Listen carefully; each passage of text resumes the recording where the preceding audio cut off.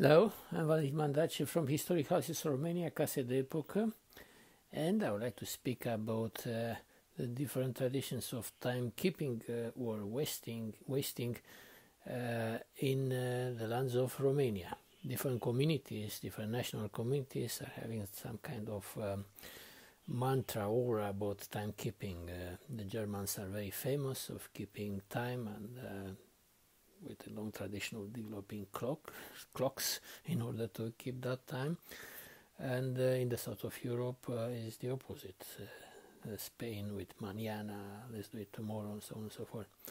The lands of Romania are somehow in between, because here we have a new country.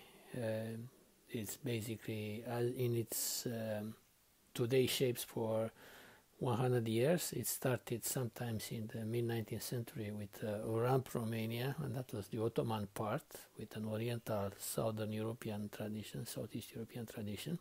So you can imagine that timekeeping wasn't the highest priority in those parts.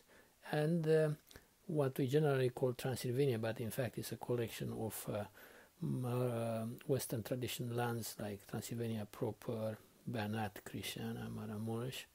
And there the time-keeping tradition is much stronger, and it's a sharp difference between these regions, and it's among the people inhabiting them, like Transylvanians, the Southerners, Wallachia, the name Easterners or the Moldavians.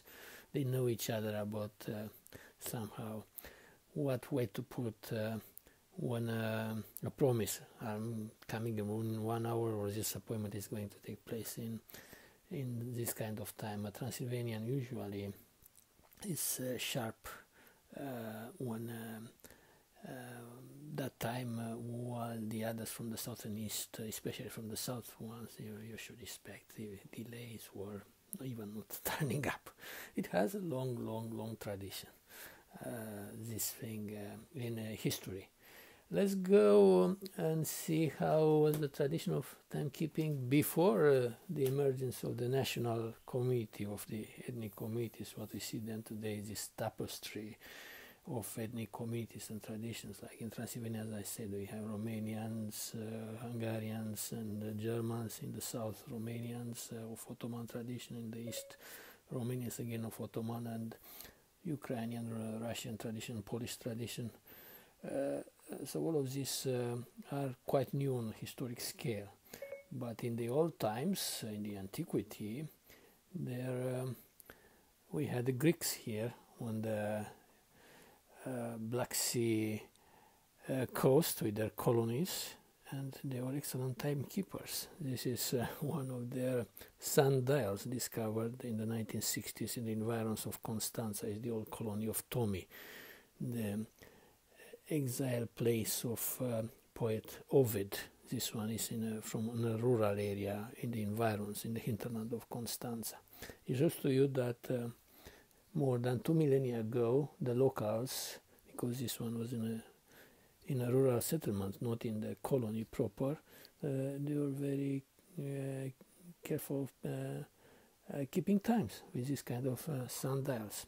Even the natives inhabiting this area, the Carpathian area, the wider one, were famous.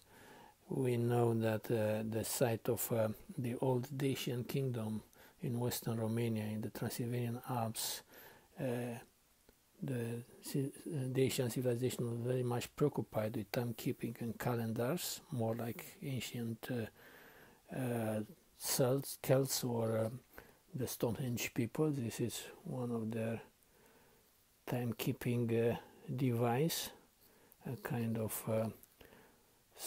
huge sundial in the Stonehenge manner. It's a lot of scholarship on it, trying to see how the Dacians measured time and days and year.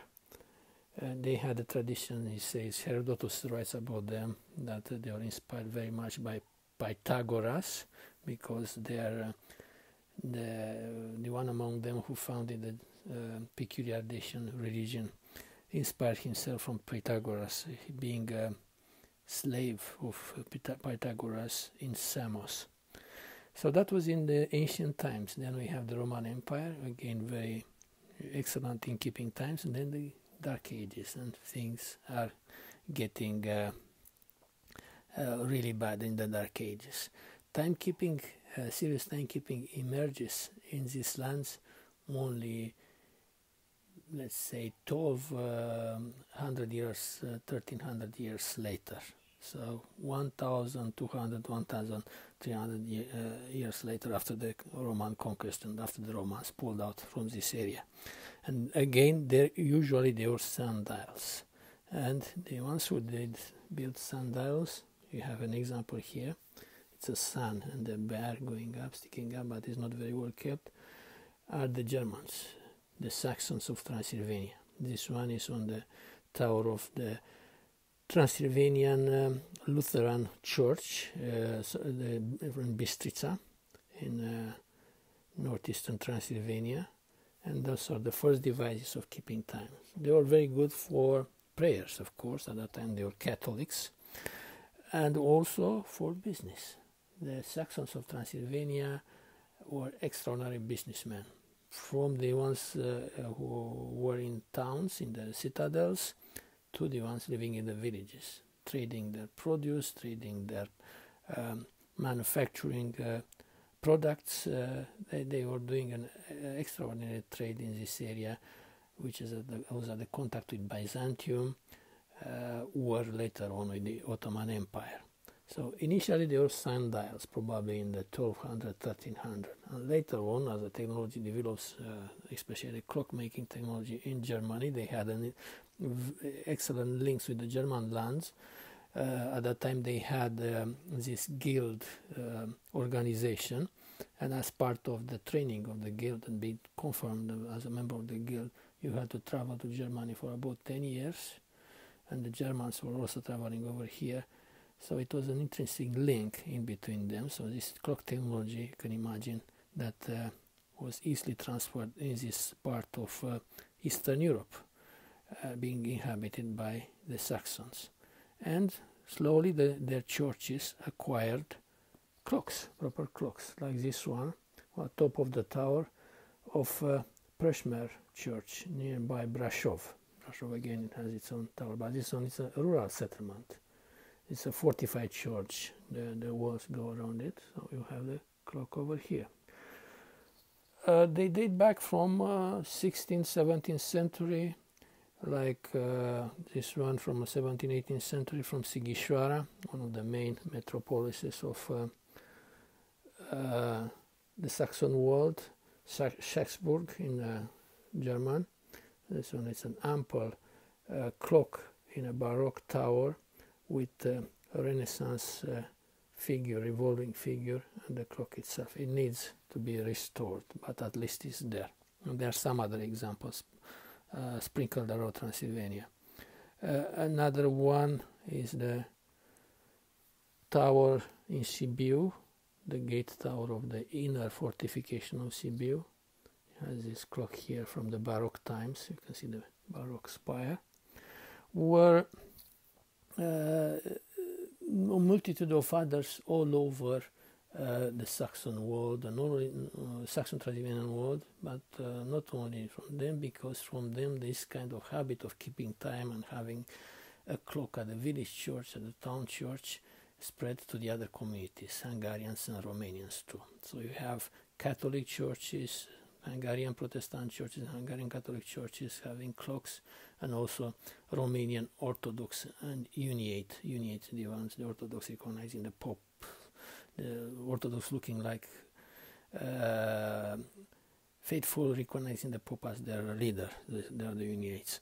So these churches, Romanian churches, Orthodox and Uniate, also had clocks, and the good habit of keeping time was spread all over Transylvania. Not in the south and east of Romania. In the south of Romania we have the capital now in the national era, Bucharest, so you can imagine that they dominate the landscape regarding timekeeping. Actually it's time wasting, not having this tradition.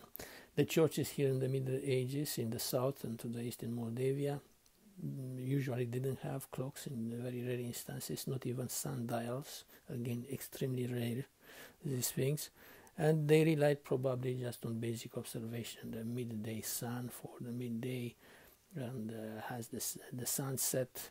And even they have a word for sunset, Kindia, which comes from Turkish, so it's not even Romanian origin word, and that is famous for the Kindia Tower. Kindi is a Turkish word. It's in Târgoviște, the capital of Wallachia in the time of Vlad the Impaler, for example. Vlad the Impaler used to sleep in this tower. And it is the tower for sounding the curfew, Kindia, as the sun was setting. But nothing serious like on the other side of the mountains in Transylvania, as I illustrated with those examples. Now in the modern age, again, you can see the differences in approach regarding timekeeping and valuing the timepieces, the clocks themselves. Here in Bucharest, the clocks, the timekeepers, the public ones, which were on the big buildings, the big ones from the interwar period and the earlier ones from the modernization of the country on Western lines, after communism, many of them were just thrown away through the scrap to the litter bin, and they put instead them plastic contraptions, imports from China, electronic clocks, even on huge university buildings or this insurance, big insurance buildings, not at the university, for example. But in Transylvania it's another approach. Although the Saxon population has left for Germany, the ones who are still there and the Romanian community are slowly taking care of these timepieces. It's in their vein, this kind of tradition. And there are specialists emerging around. I keep in touch with one of them, Dragoș Popone, for example, who restores clocks with some other colleagues of him in Saxon Transylvania. So there, the basis is very good from that point of view, precisely because of these traditions. Here in the south, in Bucharest, and to the east in Moldavia, Romanian Moldavia, even the clocks which are put in place by the modernizers of the late 19th century interwar period, as I said, are in danger. Some of them, or the large majority of them, were already destroyed and replaced at best with electronic contraptions, plastic ones made from, imported from China.